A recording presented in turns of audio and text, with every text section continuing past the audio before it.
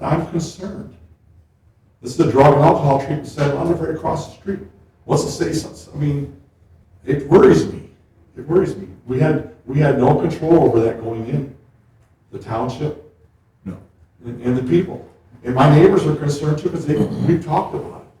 And I told them, I said, there's nothing we can do. I talked to Mike, talked to Ross, and the state override. You know, if the state gave them permission to do 8, did the state give them permission to go further?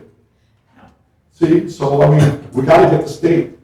We need to get Ross on the phone with the state and say, listen, pull it.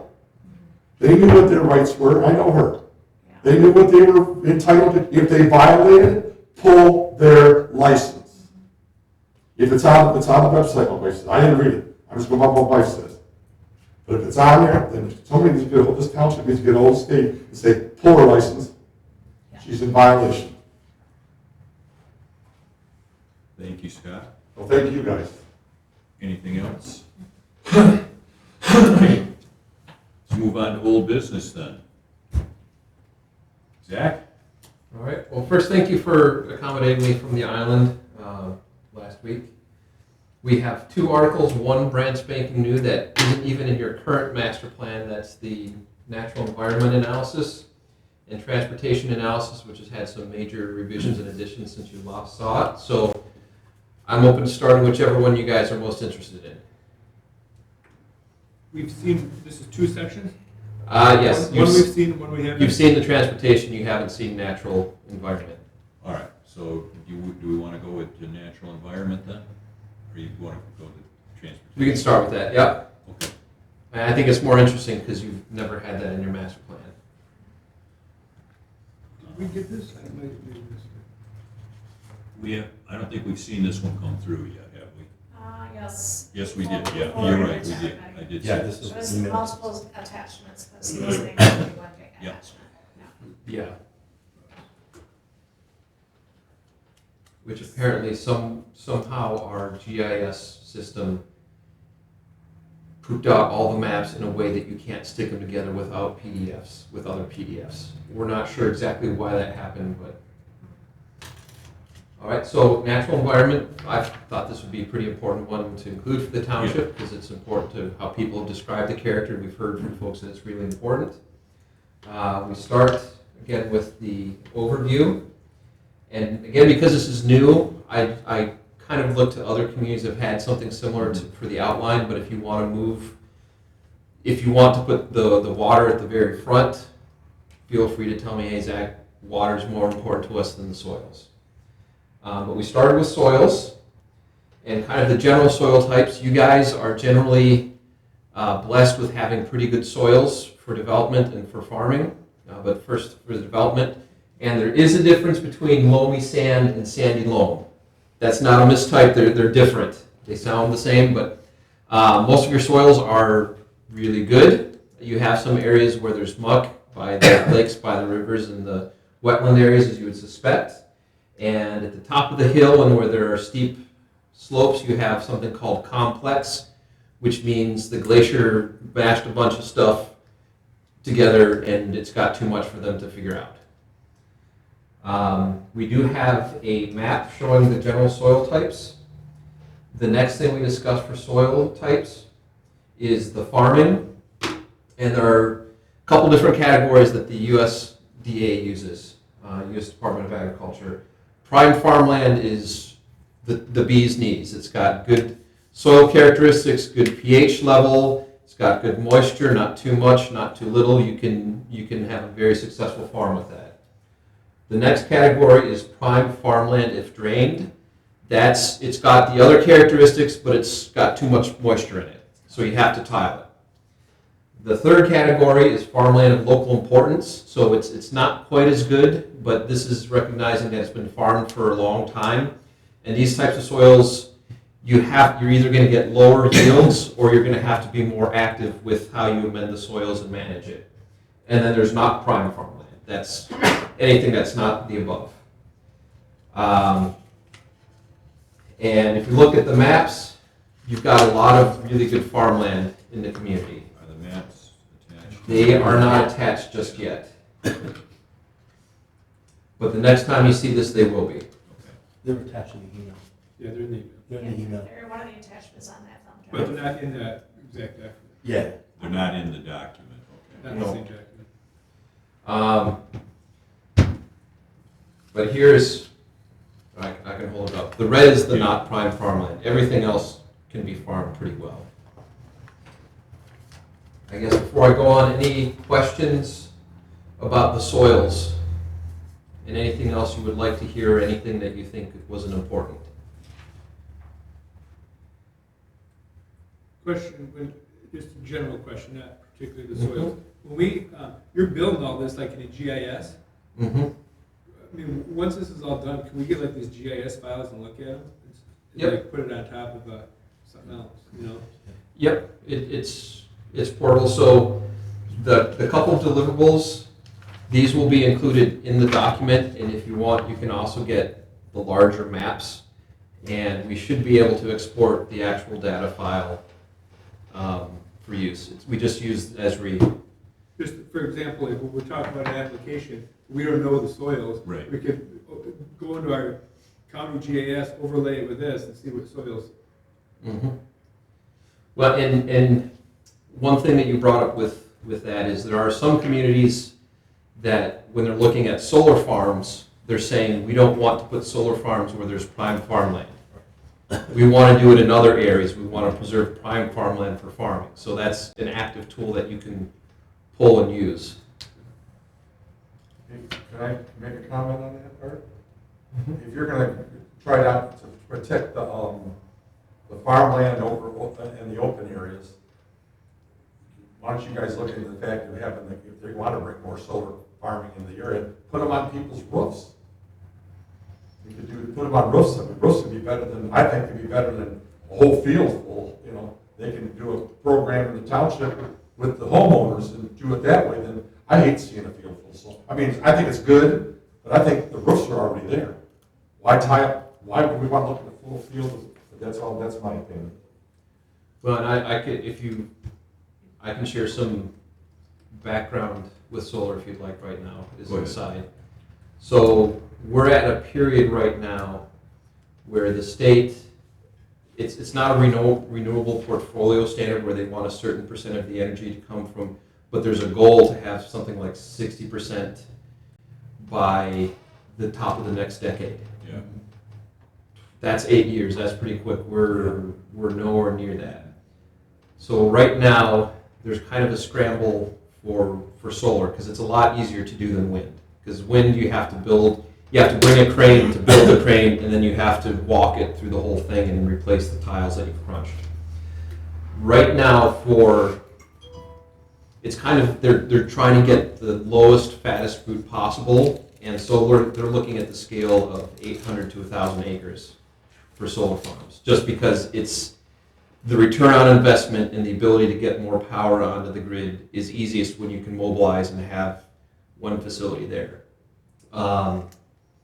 One of the things that I did ask, this was maybe 3 or 4 months ago, I was at a meeting with the Consumers Power Director of Renewable, some fancy title, and I asked her the very question of how long until you guys start putting solar farms on top of malls and big box stores, and they're like, not yet, because that's 10 acres versus 1,000. So eventually it will be feasible, but now they're trying to get the big, they're swinging for the fences right now instead of playing the small ball. So we have to accommodate that? So there is a rumble. It's just below the spoken level. So like there's a potential that the state may say, if you're not accommodating it, we're going to make you accommodate it. And so there are a lot of communities where they're, I'm going to pick on Marion Township down on the southern border, where they weren't crazy about it either, but they thought they would rather control it and direct it if it had to come in to places where it made sense and had the less impact, rather than being forced like the trailer parks where they sue you and they go wherever they want to go. The state's not to that level yet, but if they start having problems getting to their renewable energy goals than it might. But that still was a fun tangent there. Do we have a set amount of acreage that they're going to be allotting to us? Not yet. No, and we do have an ordinance to manage any type of a solar farm that is proposed for any of the areas within the township. So we're at least ahead of the ball game on that. Unless the state overrides it. Well, there's no tax money that comes in from it either. That's the other issue too. When they put those solar farms up, that takes the taxes away from anything else that could be, there's no tax on that. So, Wow. anyways, that's a problem that I guess we need to be aware of, that we could get in the position. And I've heard the rumblings that they can force, or they are thinking about being able to require you to accommodate Yep. solar farms. And so it's at the point where, and this is something I never thought would happen, but at a lot of rural communities, so I grew up right in the middle of the state where it's farmland and you can see for 10 miles and the sunset lasts forever because it's straight through there. There are people for the various companies who are going to township board meetings and saying, hey, we're looking for large acreage, do you know people? Like they're just going and saying, help us find people at public meetings, which is kind of unheard of because they try to do it behind the scenes and assemble land and all that stuff, or assemble the rights. So it's weird, unusual times. Well, and not every piece of land is appropriate for solar farm either. I mean, you've got to be facing the right direction. You've got to have fairly clear area there, and to get 800 or 1,000 acres where that's available is a whole, is a select group of pieces of land for that. Yeah. So. And ideally, they'd also like to be close to the high voltage lines. Oh yeah. Is there any rumblings for wind? And the reason why, you lived in the middle of the state, you can see like the mess that's created, growing up there and going back there now and seeing just like miles and miles of wind. Is there any rumblings for anything with that? That's mostly died down. So there is still some pressure in areas in the thumb in places with higher wind resources. Right. That's where I grew up, was the thumb area. That's the reason I was asking. Yeah. There is still some areas where that's being looked out there.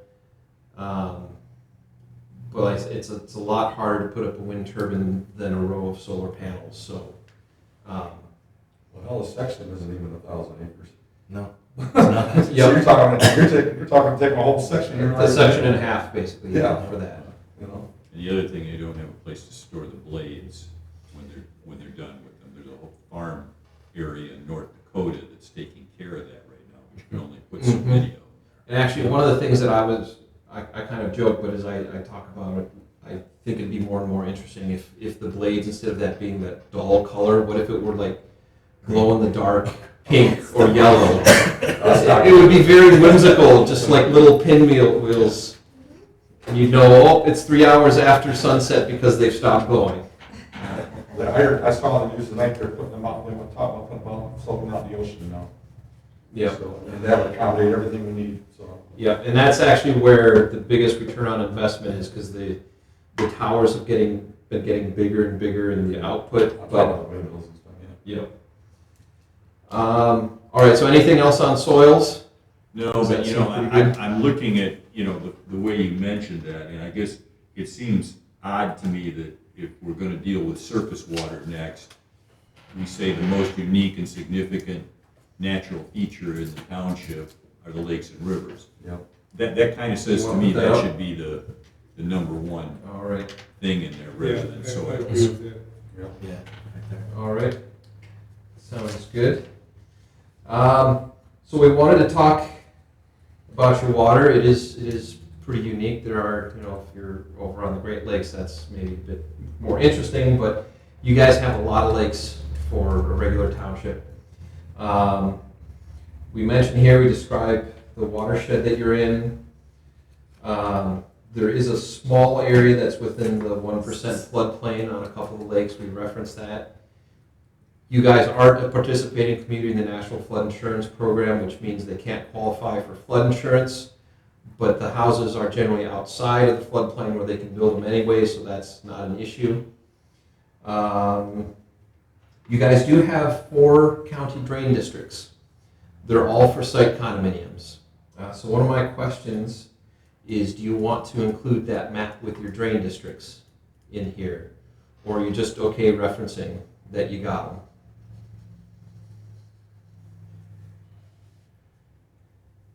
I don't know, I guess that's a good question. How are other townships managing it? It depends. So most other communities that have drain districts, it's kind of a ditch or a long drain that goes through miles and miles and miles of stuff. That has a bit more impact on how you can develop it, and you have to make sure you're set back and not loading the drain too much. Because yours are associated with subdivisions, it's primarily just to manage the stormwater there, and it's a way for the drain commissioner to collect the money to do that, which is very forward-thinking. It's a great way to make sure the infrastructure stays intact, but it tends to not impact things outside of that development. So it could be a curiosity, like, oh, here's where they are. Well, I guess that begs the question of, if further development takes place, do we have more districts where we have a... Yep. You would. I believe the Livingston County Drain Commissioner requires it whenever you do site condominium now, that you shall create a drain district. Okay. And we've had several requests for site condos that have come through. So that would add to the number of drain districts. Mm-hmm. So if we don't manage the drain districts, they manage us, is what you're saying. Yep. So what I'm hearing is you're leaning towards including that as a map. Yeah, I think so. That? Okay.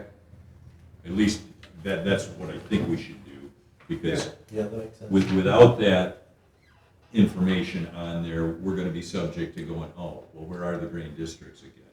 Yep. This is going on a current map or a new map?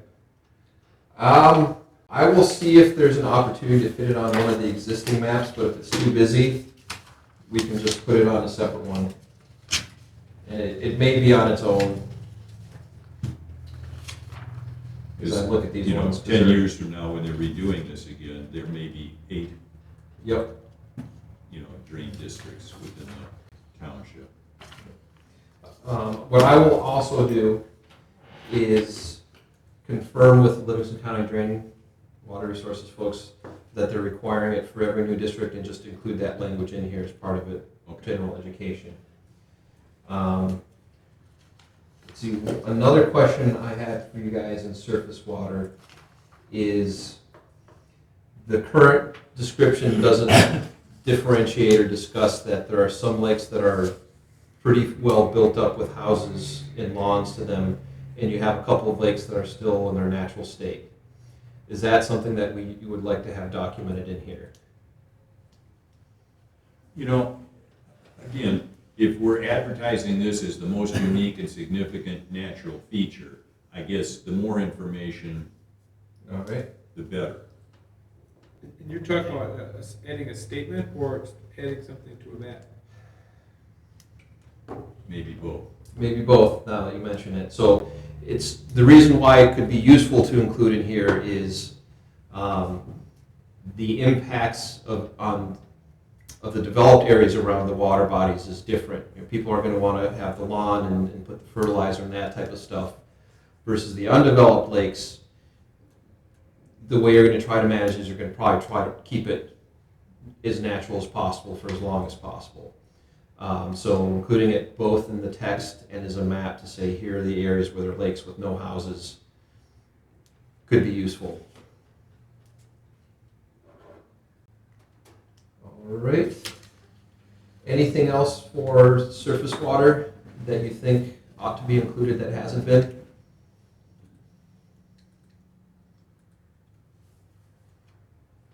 And again, you know, I keep going back to the gravel pits, but that doesn't include the water that's in those places, does it?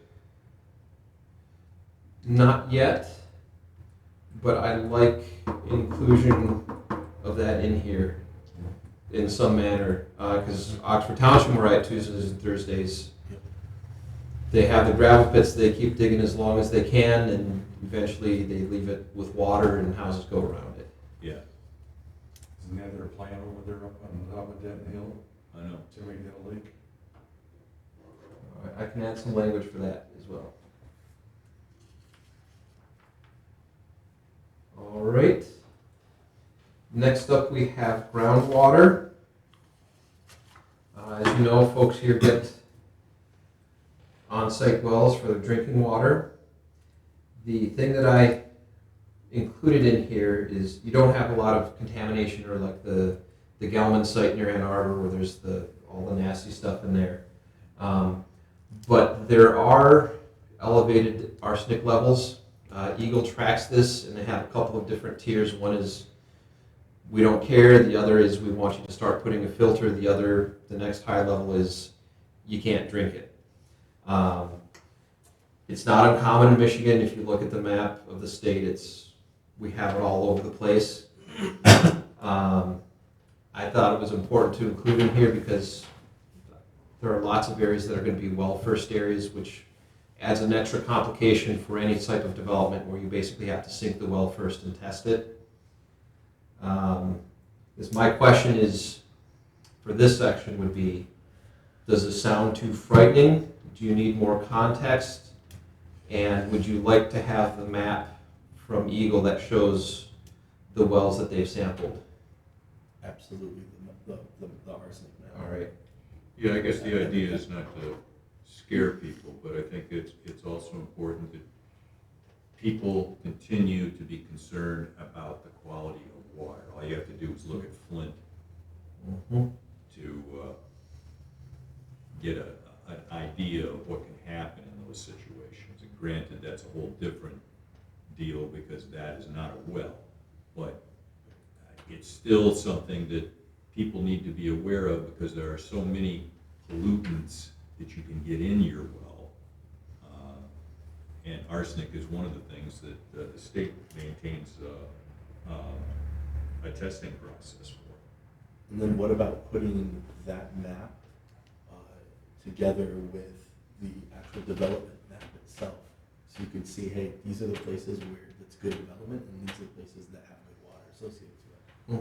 I don't know. Yeah, but the thing, you could do that with every map. Well, you can do it if you So, have the GIS stuff. That's Then what I- yes. that's what Yeah, I'm and that's saying, where I because was we spinning can't- around from. We can't cross-reference every single Right. map with, No, that's true too. Well, there is a map that kind of tries to do this at the back that we'll have discussion on. So bookmark that or dog ear it, if Yeah. you will. Well, Absolutely. like I said, let's see what it looks like, and then, because we can always take it out if we decide we don't like it. But I think there's probably some additional wording that needs to go along with this in regards to explanation of what the state is doing in regards to, I don't want to say controlling arsenic, but making everybody aware that that's an issue statewide. You know, on that same topic, I know our county in general is very high in radon. I know it has nothing to do with arsenic, but I mean, what do we do about things like that? Like I know Tyrone Township in general is fairly high in radon. Is there anything for that?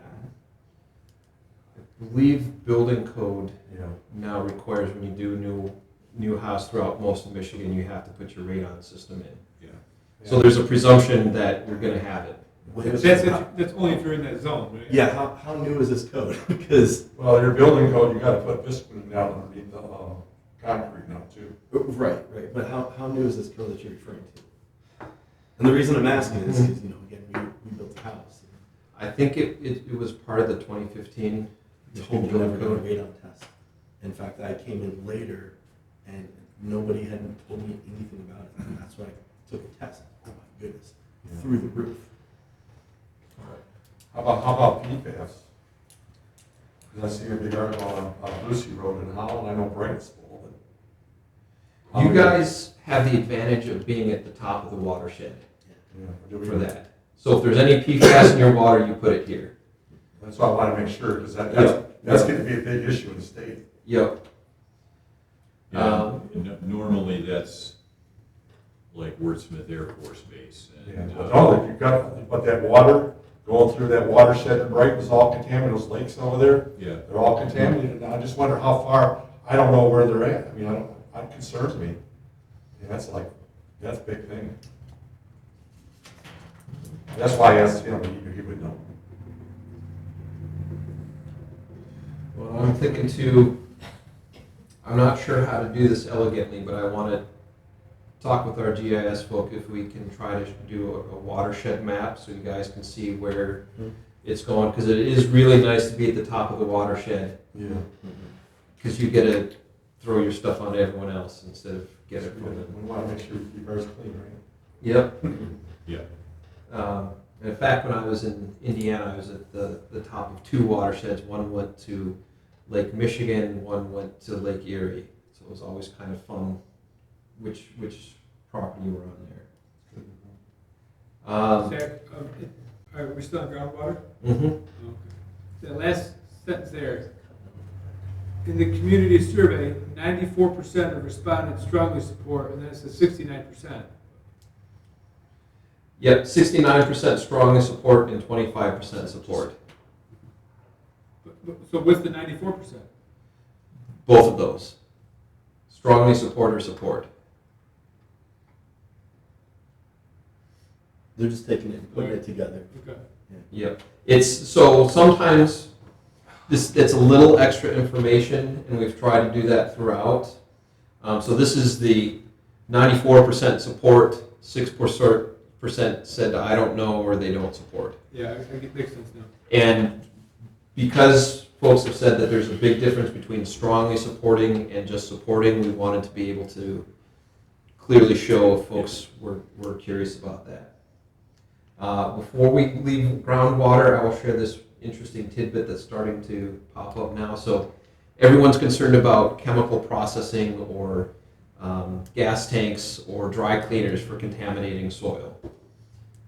They're finding a new one that no one really expected, apple orchards, because of all the arsenic that collects in the seeds. So if you've had an apple orchard in an area for 100 years, you're going to see very elevated arsenic levels around there, wherever that feeds into the. So watch out for the apples; they're coming for you. He's got one of those. Well, Yeah, the back in guy, the day, they used That's why I don't DDT eat over there healthy. too. Mars is the closest one probably that comes to mind there. These older ones, they used to use the DDT, pretty heavy. Back in the old days. And I actually worked with someone who worked at the mill in St. Louis when they mixed the chemicals up. I don't know if it was him, but I wouldn't be surprised. Okay, next up, wetlands. And I think actually this might be a better fit for following right after surface water. It just kind of seems to flow better, pardon the verb pun. You guys have a fair number of wetlands. Most of them are connected with the lakes or rivers. Some of them are off on their own. Because you have loamy soils, you don't have a bunch of them just scattered randomly. We talk about what's going on in them, the soil type, and then we delve into this quick description of the state-regulated wetlands. So those are any wetland more than 5 acres in size or connected to a river or a lake. Or they're kind of like a special category of super special ones that have weird plants or special animals. And we described that those are protected by the state. The other ones are not protected by the state. So if you've got a 4-acre wetland that's not connected to a river, you can fill it in, and the state's fine with it. Some communities have their own general law ordinance that says you can't do that. There's kind of a robust process if you want to adopt something like that, and very specific standards you have to go through. We mentioned here that you do have some protections for wetlands baked into your zoning ordinance. but not a full wetland protection or preservation. And then we referenced that there are this kind of very generic 6-inch brush description of where they are, but the caution of you really have to look at the site because wetlands can wiggle and move through time, just depending on what's going on with the soil there. And let's see. Your natural features map actually shows wetlands two different ways. It shows the hydric soils, so these are soils that are identified with wetland areas, but they may have been drained at some point, so they're no longer considered wetlands. And it shows areas that are likely to be wetlands, so it's providing that kind of extra layer of information in there. All right, is there anything else for wetlands that you think we need to include? Can't think of anything. All right. Woodlands. Anyone who drives through here, trees really pop out is another kind of feature, especially compared to where I grew up in central Michigan, where trees a mile away. We do reference that there are large woodland areas, and tree lines are actually really identifying for rural communities. As I'm looking through this and was at the planning conference, we got a bit more insight into how the Canton Woodland Preservation Ordinance failed. And one of their big sins is they didn't have a planning document anywhere that said trees are important, we want to preserve trees. Nor did they have an intent and purpose in the front of that ordinance. So the court's like, you can't just regulate something without saying why it's important for you to do it. So as I'm looking at this, if you guys are supportive, I would like to make this talk about the trees in the woodlands a bit more and how they're important to the character. Well, I know that a lot of the farms have eliminated the tree lines that used to be between fields and stuff. Not as much, That's a big mistake. And, that was all pheasant habitat back in the... Well, it's wind and erosion. I mean, that's what happened in Dust Bowl days. Right. But But you did learn, that's what we learned. it also means that they couldn't plant things there. And if you've noticed the way corn is planted now, it used to be planted like, one plant was 12 inches apart from another one. Now they're less than 6 inches apart. So it's trying to get as much activity into the soil as you can. So I don't know that you can protect tree lines, but certainly whatever we can come up with to protect, trees and forests, especially if you have anything that's primary growth trees. We really don't want to see those cut down. Well, what you can protect tree rows as part of another development. So if there was a site condominium that was going in and there was a tree row running through that, this kind of gives you, talking about the importance of it for wind, for erosion, for habitat, for the animals, that gives you more heft to grab on and say, you got to keep that tree row. We don't care if it means you lose a lot, you got to keep it and figure out how to make it work. I'm in favor of adding that language. Yeah. All right. It doesn't mean we gotta use it. Right. The language is there. The language is there in case we need it. If we need it, then Right. we got something to stand on. Can you force the farmer to keep the fence row and let the farm, right to farm man? Not a I don't farmer, think you can. no. Yeah, farmer, you...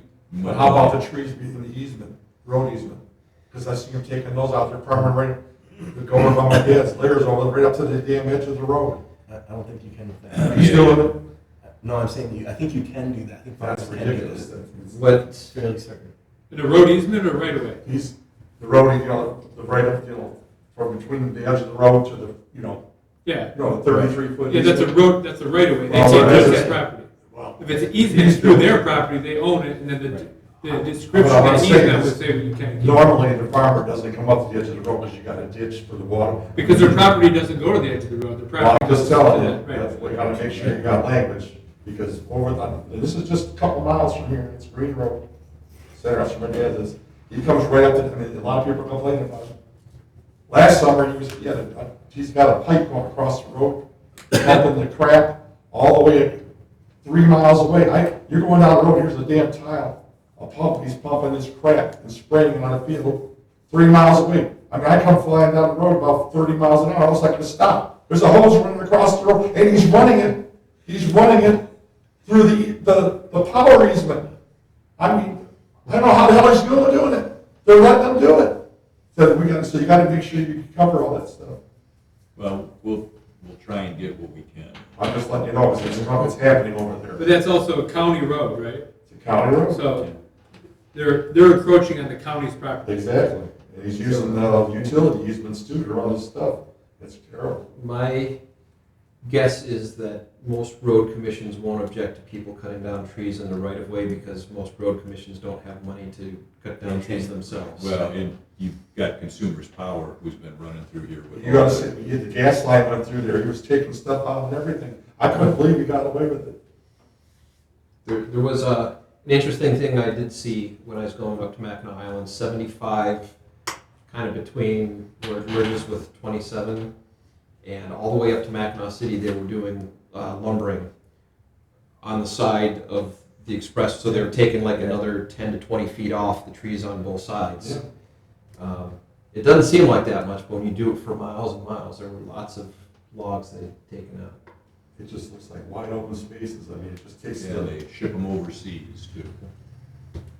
We're one of the few countries that allow raw timber to be shipped out. Yeah.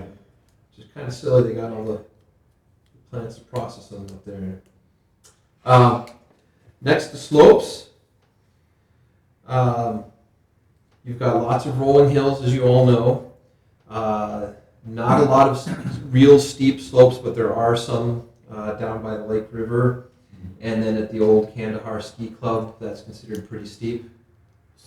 So ignore my ignorance on this. Where is this old Kandahar Ski Club? I'm Look just at the trying- elevation map. Foley Road. There's the elevation map. Right. and This- You'll this- see it right away when you Uh-huh. East I of can the see it Harbor down here Road. and show you. Yeah. You got Linden Road over there, Cloud Hill. That's a big hill over there. I saw the elevation. I couldn't. See? Is it That's that it. right there? That's Okay, it. that's what I was trying to figure out. Everything's green. That's Everything's Yes. that. Yeah, that's if you Okay. if you start Right. going down 23 and you look to the left, you see the big hill and you think, oh, that I could do a ski hill there. Someone did. I didn't know that. Okay. That hill's pretty high too. Yeah, that Yeah, I was- know where Denton Hill is. But on that contour map, or on the elevation map, that hill doesn't even go to No, one. that's a pretty good hill. I pass this like once a day, Oh, yeah. and I never caught was that. there until recently. Yeah, it was just literally right through to me. You didn't live there when the ski slope was. No, Yeah, no, it used to be called the Summit a long time ago. really. Now it still is, right? Isn't that what they call it? The Summit? Maybe one of the roads is or something. Yeah, it's Isn't something, that it's the, something like that, but Yeah. it's, There's houses it's up the there. Summit Road. yeah, Yeah, that's goes back there. yeah. Because when it was an open lodge. ski hill in the early '60s, it was called the Summit. 'Cause I used to ski up. It was in the 70s. I wish I had got to ski up there. That would be cool.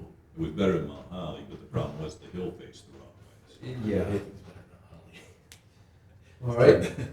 All right. Anything else you'd like to? And we reference there because those areas are hard to develop and farm. I don't think anyone's going to try to do either of those more intensely than it is, but it's good to at least document it. All right. Next up then is dark skies. And we did reference this. We did ask about it in the community survey. Some folks did mention it in the community visioning session. It's one of the things that I didn't realize was important to me until I moved from Shepherd to Ann Arbor. And in Shepherd, you go out and you can see there's a glow over there, there's a glow over there, and it kind of helps orient you, and you can still see Halley's Comet and that type of stuff. So we did reference it in here. We said where you guys are getting the glow. It is important to the rural character. And again, kind of think in your back of your mind that this is the backstop that you can use to make sure that when you do get commercial development, it doesn't add extra light to the sky. Doesn't Deerfield Township have a dark skies ordinance? I think they do. Because I know I've gone out I've taken Silver Lake Road out through there when I want to be able to see the sky at night. I can go out to Argentine and Silver Lake where they come together, and basically there's a lot of trees around there in rural areas so you can actually see the sky. Mhm. But that's something that I think is also part of the rural character, is not having too much in the way of light pollution out there. Mhm. Now, this last section here, this is the one where I asked you to bookmark it.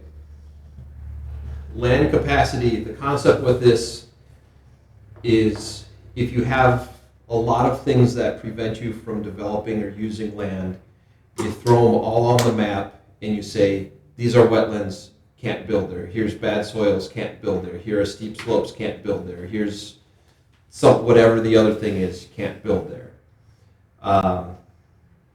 We didn't go through that whole exercise yet because I wanted to see if you guys thought it was important. This is just based on the things in natural environment section? Yep. Now, what you can do is you can also include like distance from a paved road Or utilities? or utilities or whatever things it's generally driven from the natural.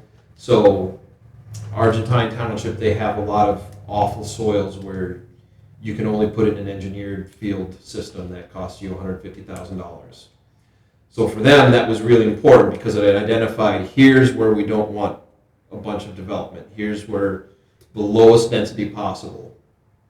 You guys have a lot of really good soils, so it's a less constricting than other communities might have. My big question is, do you want us to go through the process of pulling out on the map, here are all the areas where it's more difficult to develop? And if so, what do you want us to plug into that?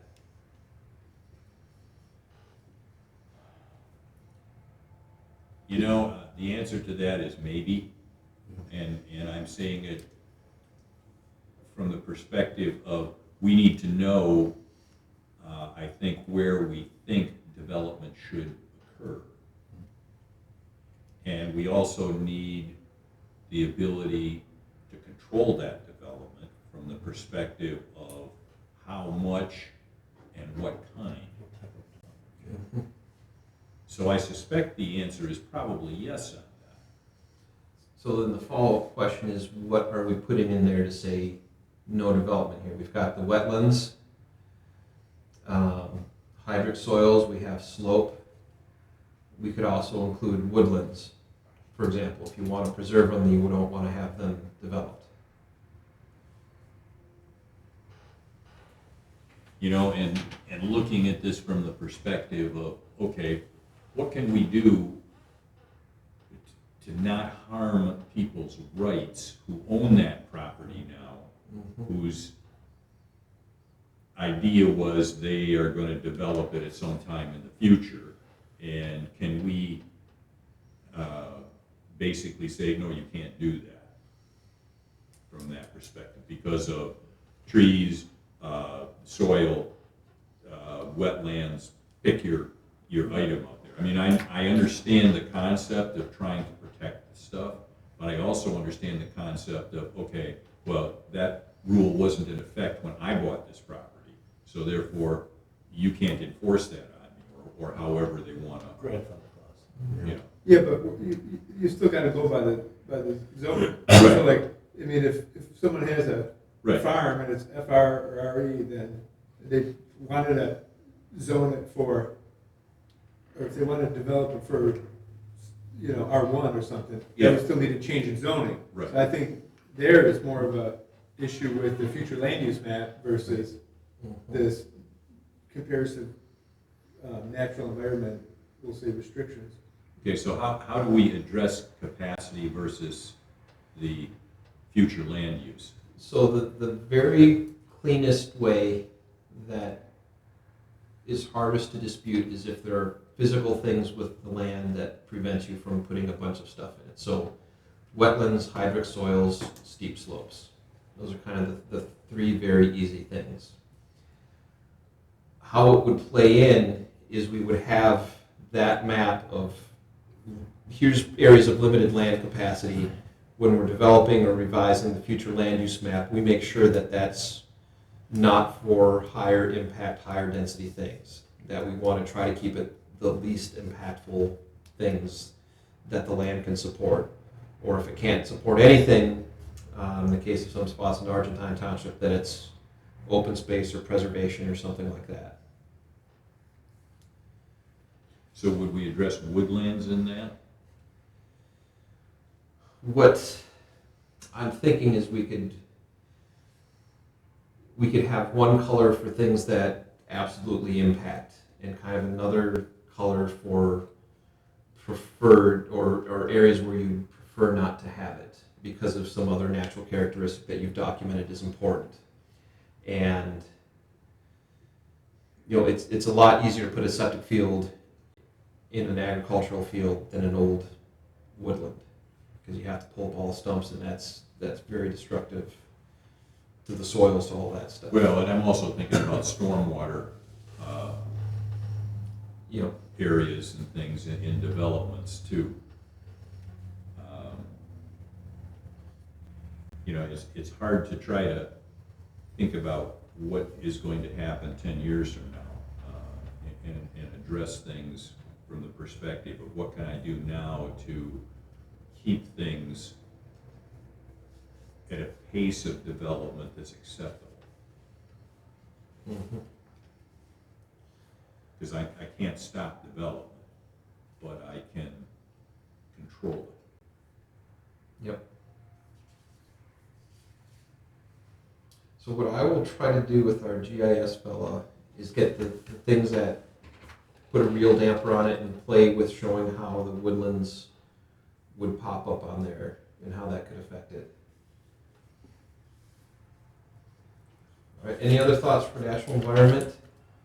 One thing is on that dark skies thing, just we do have an ordinance that limits light within. Yep, in the zoning ordinance, right? So we might want to, at least mention that in there, that there Good is idea. an ordinance that is, it's not a dark skies ordinance, but it certainly would be a controlling perspective from the fact of having a ton of light come out of a commercial area, or have my own lights around my house and things like that, because we've had some issues with that. I like that. I'll get that added in there.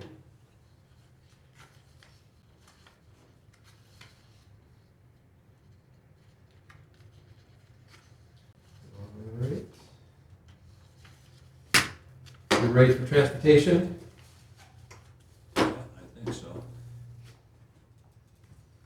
All right, so my introduction to this is all of the red line is from the July 18th draft, which was the last time, or the last edition that you guys saw.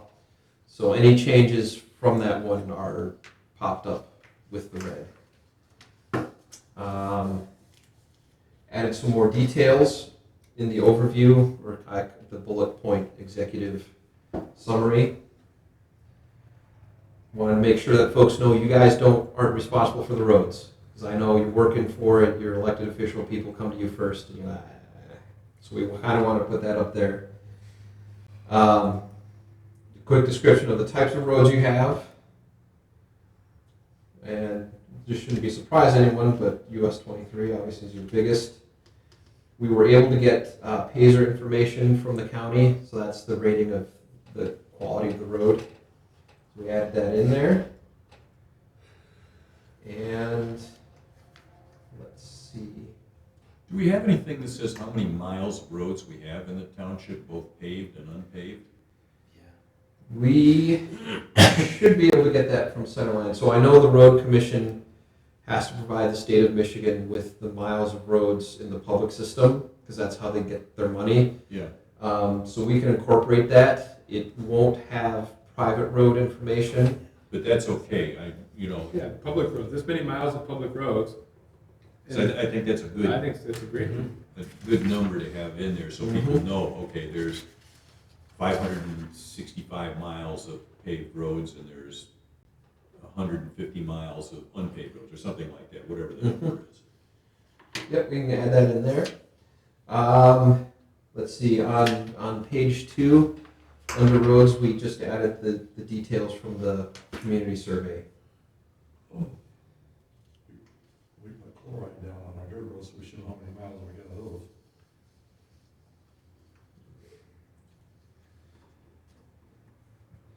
No changes to the road classification information. Who would make those changes, the state or the county? County would if they own the road, state would if they own the road. Okay. Well, and it, US 23 is not gonna change, but that's the one Right. state route through the township. Right. All others are county roads, so that would be, and the Metropolitan Planning Organization gets involved in that too, with roads. So there are kind of metrics where you can't just declare a road a major collector. They look at the characteristics of it, and now it's not a warrant, but there is kind of a determining. Can your map define primary roads? It defines them according to the National Functional Classification, so it says, it'll show the interstate highway, principal arterials, minor arterials, major collectors, minor collectors. Is our map and what we're putting together going to show so people know what the primary roads are? Yep. Well, we're giving examples on here, like, Denton Hill, Bennett Lake, in different locations, Hogan Road, yep. But there is things in our ordinance that are defined by primary roads, and I think that's defined in the ordinance. I'm not certain of that. I just thought we had a map, that is whatever. Yeah, well, this classification is a little bit different than the ordinance reads. You're not seeing primary roads on this map. Yeah, It's a little bit different than the Yeah. ordinance. okay. So this is using the National Functional Classification, which is kind of the standard that everyone falls back onto. And you guys don't get a quibble about what is it, because smarter folks than us are out there determining what these characteristics are and declaring the roads. Let's see. No other changes on page 2. Page 3, we just add that little detail there under urban areas. The tippy top of Tyrone Township is within an urban area, the Flint urban area, because it kind of connects down. There's a different pot of money to pull from for improvements, road improvements in that area. We did not include a map because it's kind of an obscure, nerdy thing. If you think it's important, we could pull up the map and add it in there if here's the urban versus rural area. But I'm going to keep moving on. So What advantages or disadvantages do we have for not including that? Well, it's not going to mean anything because what it's talking about is you're talking about like federal funding for US 23. And Oh, so it's not meaning anything to the to the township. Okay, that's what I was trying to figure out. yeah, So this is interesting to me. It says the northern portion of Tyrone Township is located in the Flint urban area. Now, that's different than the standard metropolitan statistical area, correct? So the SMSA for Livingston County would include Tyrone Township, would it not? Because basically what we're saying here is the northern portion of our township is actually for purposes of determining urban areas, part of Genesee County. yeah. And so what I'm hearing is I have to do a better job of describing the Flint urban area and how it relates to transportation funding. Yeah, because this makes it sound like where I live is actually part of Genesee County. Yeah. My insurance companies keep screwing up, keep putting me in Genesee County. Yeah, That's mailing address. Same here. the insurance is certainly different in Livingston than it is Genesee County. On to page 4, we added the trip count information. We were able to get that updated from the road commission, and there is a map showing that. If you're at the community visioning session, we have that map available, so that's going to be the C map portion there. We add a little bit of detail for the level of service. That's what most folks talk about when they talk about traffic. It's not how many vehicles, it's how many vehicles are trying to go through that intersection when I'm also trying to go to that intersection. It's a very wiggly thing, and unlike the annual average daily trips, there's not a pool of data sitting out there because it changes. If the school bus changes from 2 runs to 1 runs, it shoots one way or the other. So that's something that would be done as part of review for a specific project, of do a level of service study for this intersection. Was that still under the COVID year thing, the volume? Yes, but what my understanding is, So it was low then, well, what they actually correct for that. So what they do is there are a couple of spots where they'll put the bars out every single year, and somewhere they only do it every other year, every 3 year, every 5 years, depending on how it is. And they've got piles and piles of data so they can find out if we do it in the first week of June versus the first week of July, this is how it affects. And my understanding from folks who do this is that they've corrected the raw data to affect To accommodate that. Yes. Yeah. So like if you do the traffic counts during school year versus not school year, they're going to do what, and they correct for that. And just like the question I asked before is, does this include 2020, when there were no? That's what he said. Yeah. Pretty much. My understanding is they've corrected for the dip. So they've corrected for that. Yep. So they got the raw data and they're like, this is That's good. going to be off And this data is coming from the state, from the county. road commission. This is the county roads. so this is the county is doing Yep. this. Yep. Now, does the state also supply this information? They do for 23. Well, They do for some of the roads, but not all of the roads. yep. For the roads they own, state routes. Right. Them routes are, in our case, just US 23. Yep.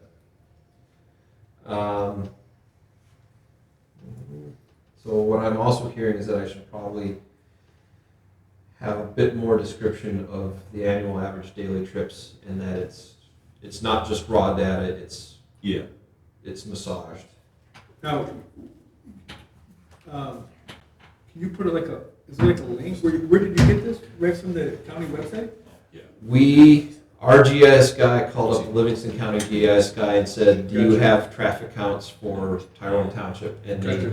they talked to each other and we had a map. Same thing for the Pazer. Gotcha.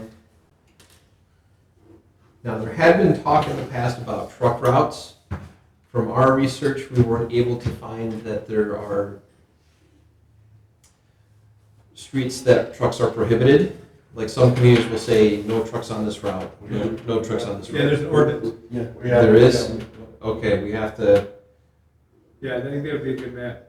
Yeah, All right. we should ask Carrie to make sure you get a. okay. It's an ordinance. They're not enforced very well. Resolution. No, it's an ordinance. They're supposed to.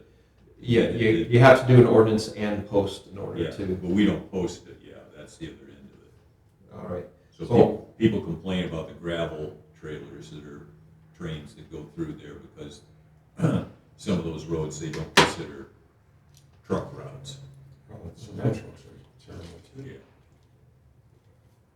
All right, that one was a bit tricky for us to find. I'll coordinate with her. Carrie, do we have something that shows where the truck routes are in the township? I don't think so, but I can look into that. I don't remember seeing anything. I thought we had something, either in an ordinance or in something that. Yeah, it's right on the website. My computer died. If we do, I've never seen it. Okay. Doesn't mean we don't have it.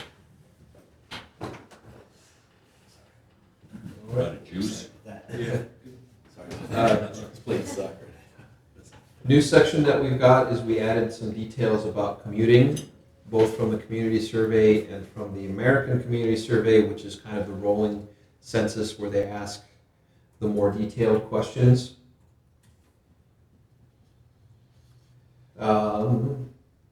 See, according to the American Community Survey, the average Tyrone Township resident has a mean travel time to work of 35 minutes. So that's actually not too bad. No, that's what I drove when I worked. On the bottom right, truck routes, is there regulatory ordinance?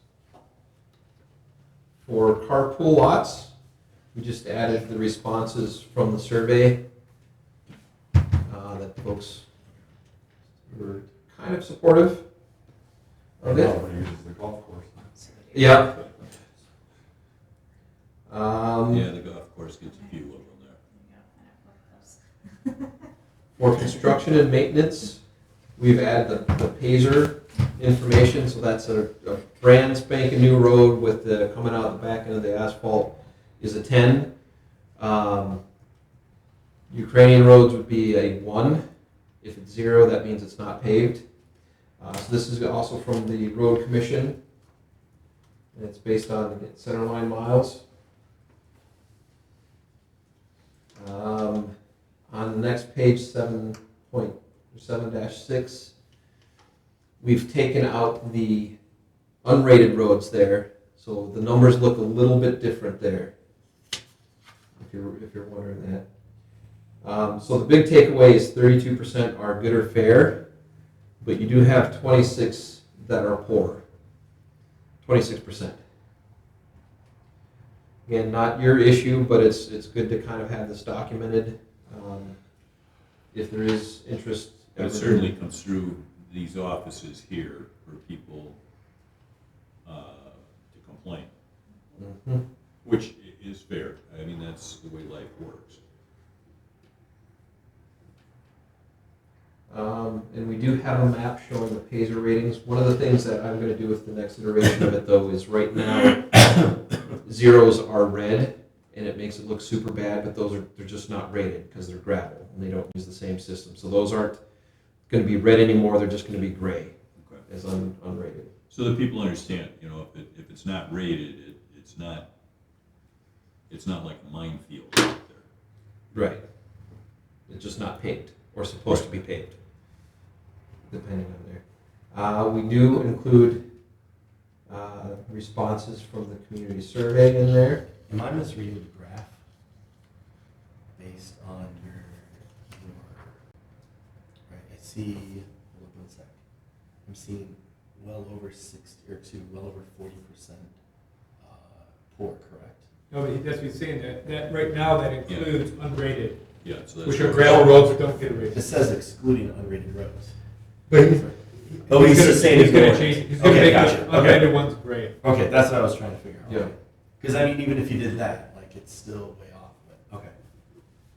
Yep. So it might be closer to 66%, 67%. For public transportation, all we did was add the community survey responses.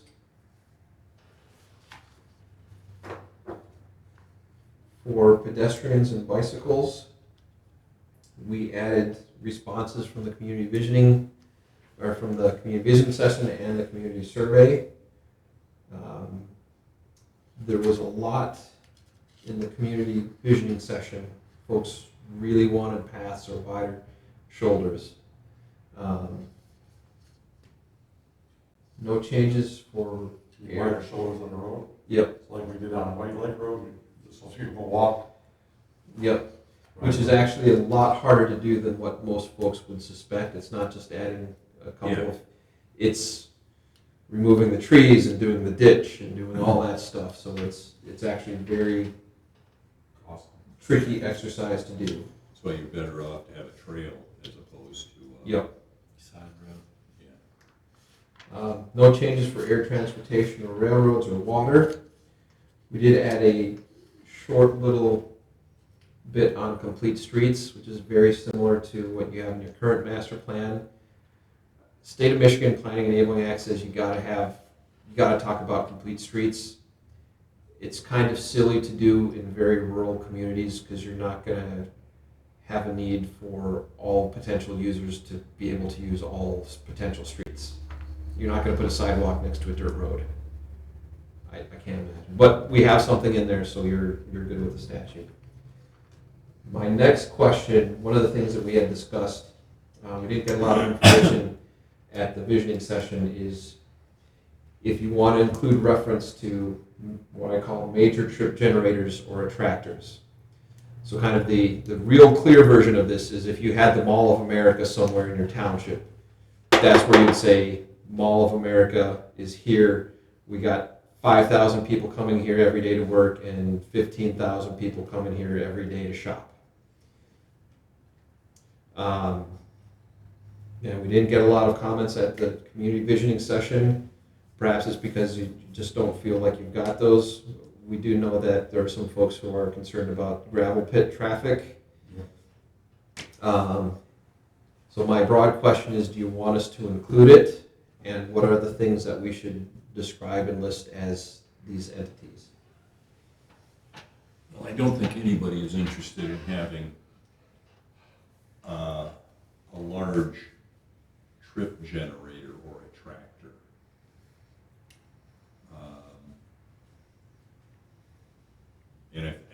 Actually, that's my general concern on those two gravel pits, is that the developers purchase those and go, hey, it's Michigan Adventure Park East, or it's Camporee World Central, or whatever.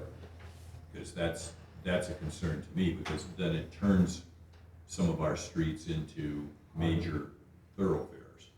Mm-hmm.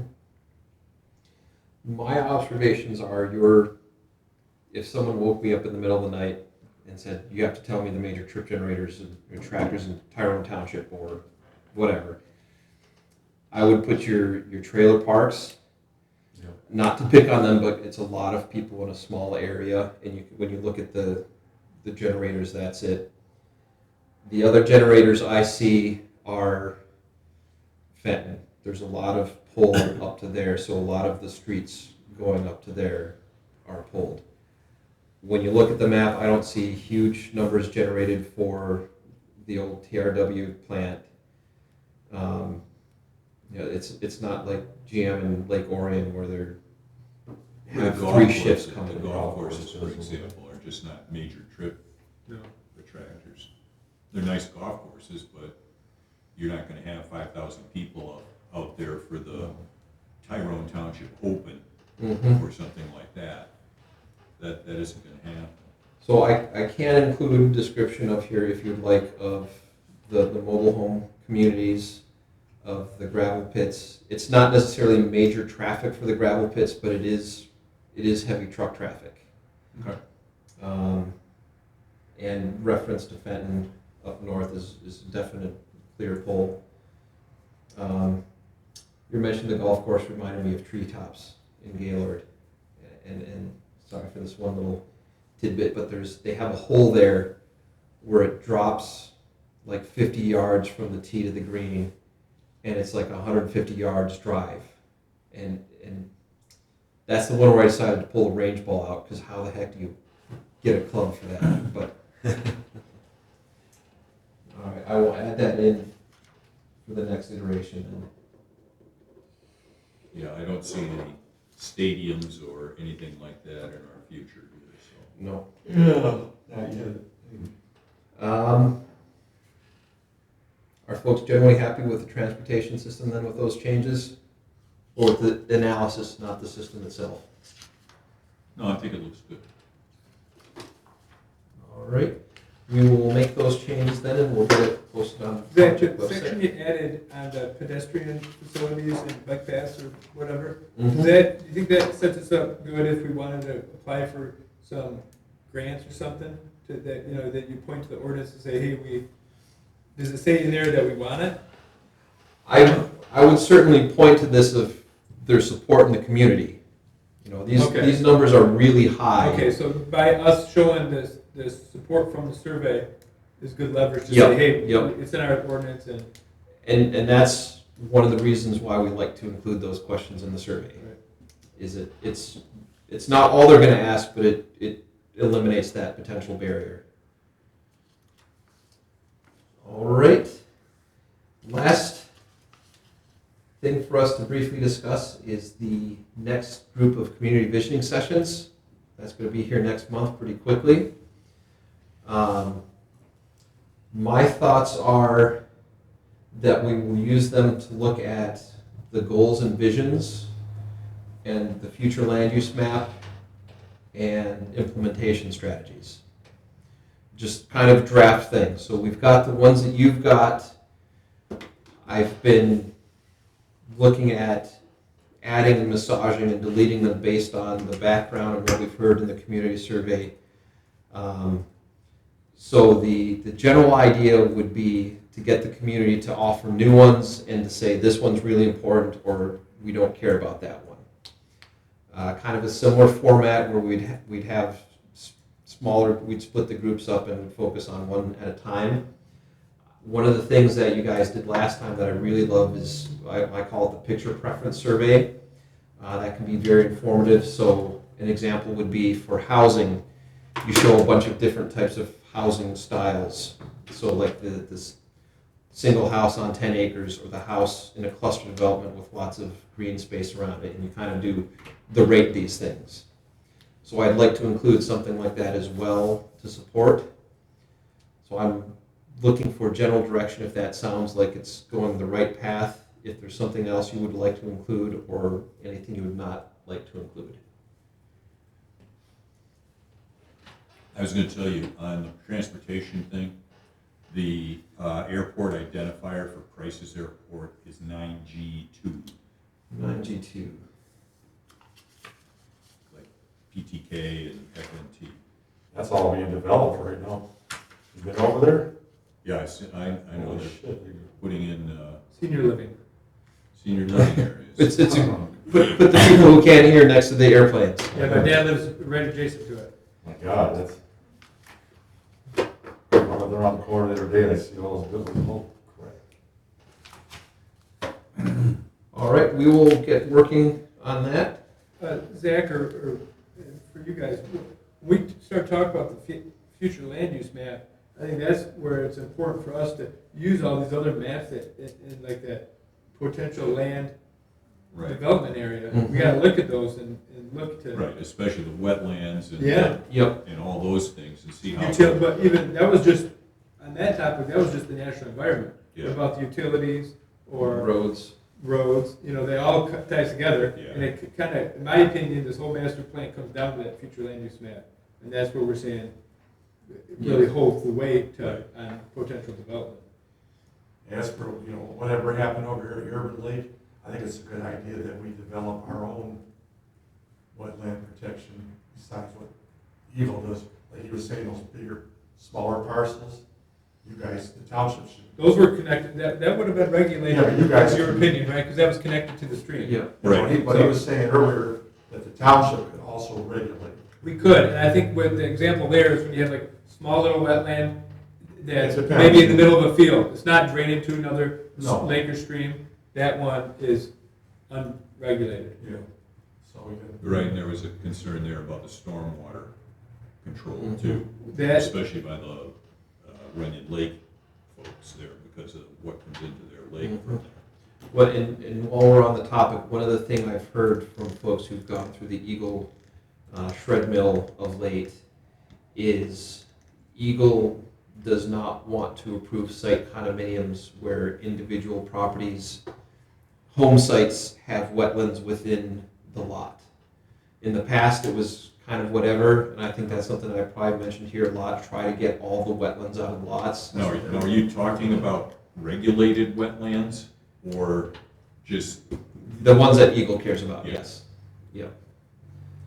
But on the flip side of that, we could address it from the perspective of an ordinance that would say you are not allowed to have wetlands on the individual lots as defined by however we want to define it. Yep. So that might be something we could look at. And you guys could also include it in the open spaces too, if you really wanted to. Yep. You're not doing that now. And so in the case of the Eagle Buzzsaw, Putnam Township, there's a fellow who had a 990 acre site condominium that had like half the lots had a bit of wetland in them, just because it was easier to market a 5-acre parcel than a 3-acre parcel, right? And Eagle shut that thing down. There were some other, they wanted to have snake crossings under the roads too, but that was the big one. Yep. Snakes got to cross. That's That's right. first time I ever heard snake crossing in the context of planning. I heard that they were gonna try to put, you know, the way the concrete barriers are when they are building a highway down, just like we got at 23 there. They put those barriers in there while they're doing the building. They were looking at requirements to have space to have animals cut through. So those like curs, Like deer, possums and, well, not deer so much, but Yeah. possum and, Yeah. and all that kind of stuff. Possum can't cross the road no matter what, anyway, No.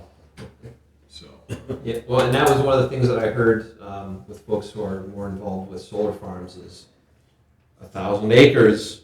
Most zoning ordinances say you shall have a fence completely around that thing, because you don't want kids going in there and doing mischief or whatever. But what about the wildlife getting back and forth? So that's the thing that they've started to add in, is that there needs to be spaces for wildlife to get around the fence and into there. Yeah, that's interesting. They, I was wondering if they could put those things up high enough that they could farm under them like they do the windmills. What- So, I haven't seen it done yet, but I just think there'd be a way to do that. Yeah, so my understanding is they are looking, the preferred thing is to put pollinators down, so bees and all that stuff.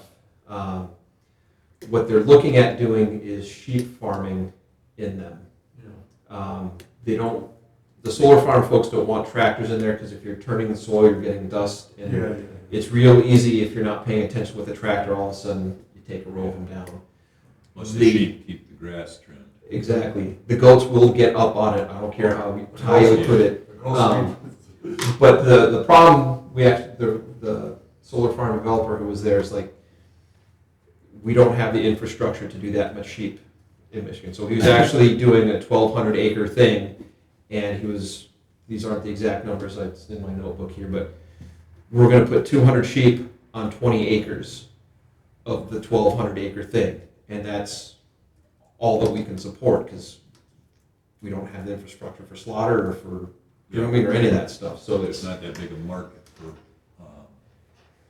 sheep. yep. So it's a new world where people are still trying to figure out how to do this stuff. I do have, this is my little tracking thing. Believe it or not, we've got a lot of stuff done. The background is almost all done right now. Earlier today, I was working on the economic analysis article. The quick takeaway is that Tyrone Township has the second highest median household income of all your neighbors. Only Fenton Township is higher. You're real high with per capita. Your poverty levels are real low, as you think that would work. We also got some really great information from the township related to the township's revenue streams and the taxable value, and we've included unemployment rate. The really interesting thing for the unemployment is Tyrone Township had been kind of tracking with the township, with the county and the state and the federal, kind of as go up and down. But in 2020, when unemployment spiked for the state and the other places, your guys actually went down. So that's telling me you got a lot of senior people who can work remotely compared to people who are working at McDonald's or whatever, which we knew. Community facilities and public services, that's just about done as well. So our next planning commission meeting will have those two. Existing land use analysis, we've been waiting that because we know there are some vacant parcels. We haven't got any information about any of those that are turned over, so we're just going to go with the best information we've got. The neat thing will be, we'll have series. So your last master plan had, this is what the land use was in 2002, this is what it was in 2008, and we'll get to see 2020 when the SEMCOG data came, how it changed. So that'll be kind of neat to see. And after that, it's all the forward-looking documents that we're going to start looking at the November visioning sessions. So we are in the back meaty part of this thing, believe it or not. So once we get the visioning sessions done in November, when do you think we can see a draft of the final plan? Just generally speaking, like first quarter of, Oh yeah. So the kind of, I'll call them the forward-looking articles are the goals and visions, the future land use plan, and the implementation strategies. The future land use map is kind of bundled in the future land use plan. So that's really only 3 articles. If we do a good job of preparing pretty close to what comes out of the community visioning session, you could look at 3 articles in one meeting.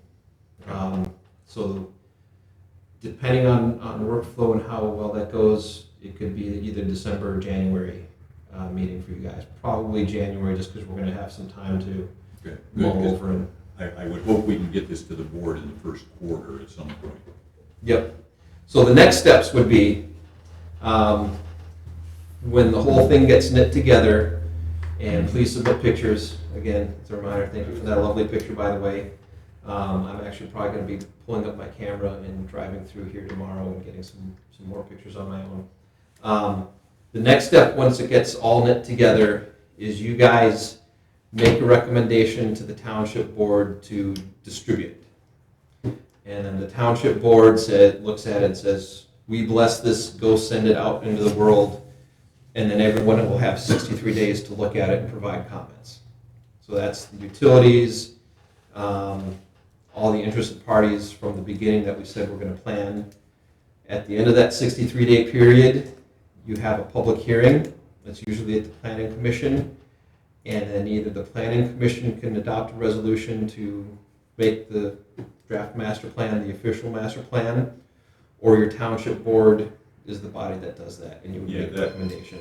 That's what I think will happen with that. So now if you have a public hearing and you have to change some things, then you have to send it back to those people? Not necessarily. The best practice would be if you change something substantial that you probably would. So like if you have an area where you're going to have a puppy farm and you all of a sudden decided that the public hearing that it's haunted and you want to do heavy industrial there instead. That would be a big change that you'd probably want to send out, but there's no requirement in the state planning act that says if you make a change, you have to redo it. So for the next visioning session, we're going to be talking about the forward-looking things and the future land use map particularly.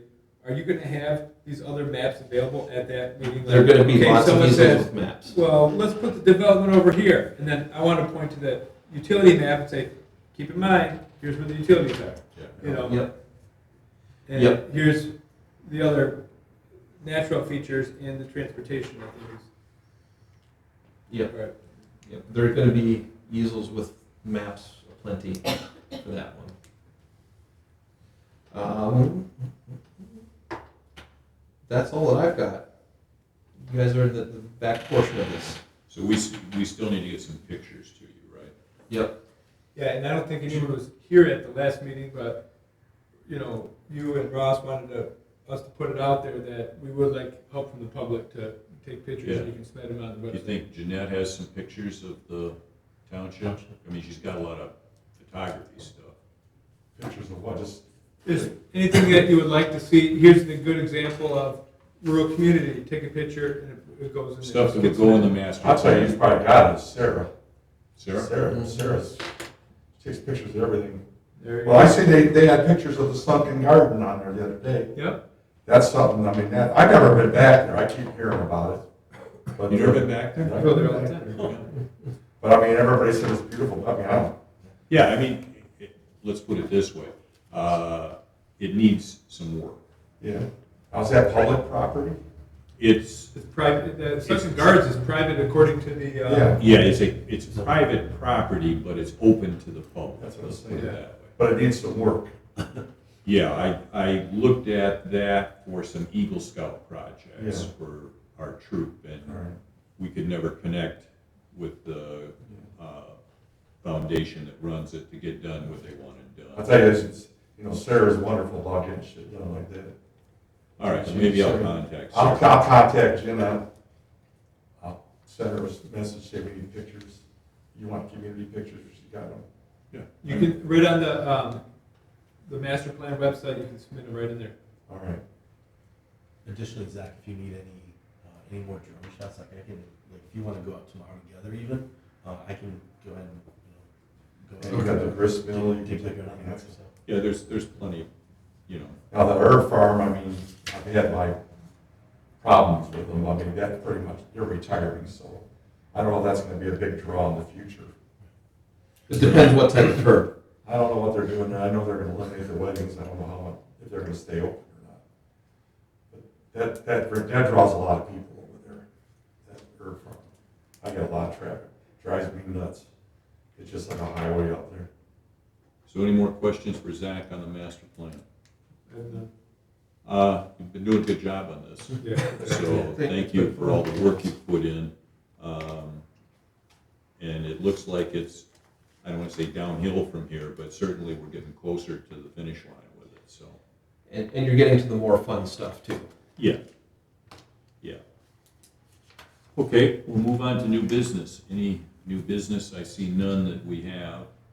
Call to the public. Okay. Miscellaneous business, we have none. I'll entertain a motion to adjourn. Motion to adjourn.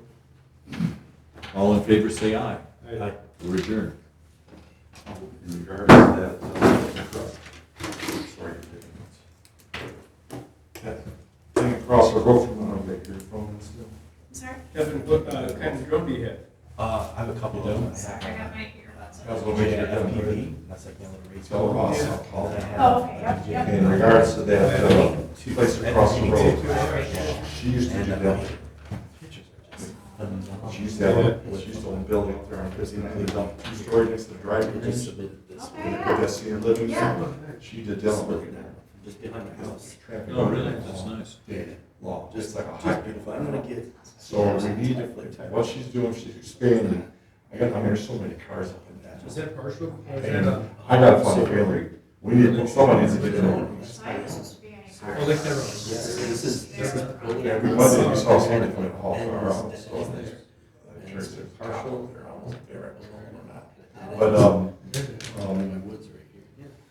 I used to have drones, but I like to do it for marketing at work. Someone- That's- Now I have a whole You need to marketing look at department, they this, all got drones. especially, We got- I didn't look at the website, so I can't verify it, but she said they're already. They don't let that's you, it. they don't let you. And they're expanding up there, Don't you all do these that? other doctors coming. When you fly by, that's fun. I had my, Oh, So, I I mean, got it. but I yeah, mean, okay, well, I I mean, appreciate apart that. Park, So- DJ from Spark, mom, and I the think she old does. ones, I can I need to understand get she mad. wants to redeem it. Yeah, She's only allowed that many Oh, we people. had forbid anyone from that. Well, TGI. you guys, the state's the one that gives the approval for it. And the state approved more. I mean, don't we have some kind of a say? Yeah, under our rules, it's only, It's like. Yeah, so I mean, yeah. maybe we get some kind of say as neighbors. Well, we of do, how- if I will, if You know, she's I mean, going to I mean, my neighbors are concerned, I know it. Yeah. They don't come up here, we talk, I talk to several neighbors, because they come up, because you know, I said, I know. I explained to them, I said, As many you could go up pictures and as holler and you scream want. all you want. I said, but they're in the Yeah, from the basic state. pictures. We're But, gonna- so, I'll talk to you guys. Well, All right, thank when you. The flavor of the It does, so like, this is one that talks about partial bill. You've got a little picture in the You middle. got the mill, yeah.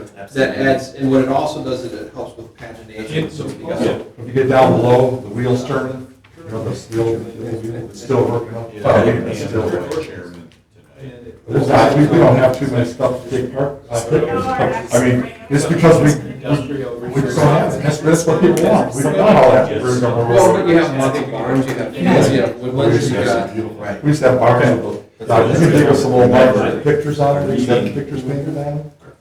The planning commission meeting Really is sad, the there's first a Wednesday. So a it'll be barn the day in after Oxford the Township, election. they're tearing down November for 2nd. residential We'll development. send out agendas. It's not because of ancient, the ancient election. barn, Yeah. because it's, the siding is But coming that's through not the instead website, of, right? you know, the big. Yeah. Yeah, we can move to the day after. I mean, the old one was, it's amazing. Right, but see, How much work normally we don't The have. tack, the first what they meeting, did ours do when is they the built the second- barns. Second Tuesday. Second This Tuesday. was That was the all- first So- Wednesday. So we're They built actually. our barns in the Greece. first- Oh, so it's moved up That 5 went days, on. 6 Yes. days. But Yeah. the It's tack on the, it rooms is on the that meeting they had later dates. on was Okay. all And tons I of. believe that the workshop's The gonna cost of be. the materials, I mean, but it was so cheap. Yeah, well, that's what we I mean, decided. they also Yeah. their own trees Yeah, up there will be a there. Just workshop. The biggest thing was There will be a. getting the workers of, you know, when they built these houses, I remember that one meeting, they hauled these logs Well, up. thanks for showing by up. horse. Yeah. So We Yeah. don't have enough to do You business. guys how long it took to build, Well, There was, anyway, Yeah, right?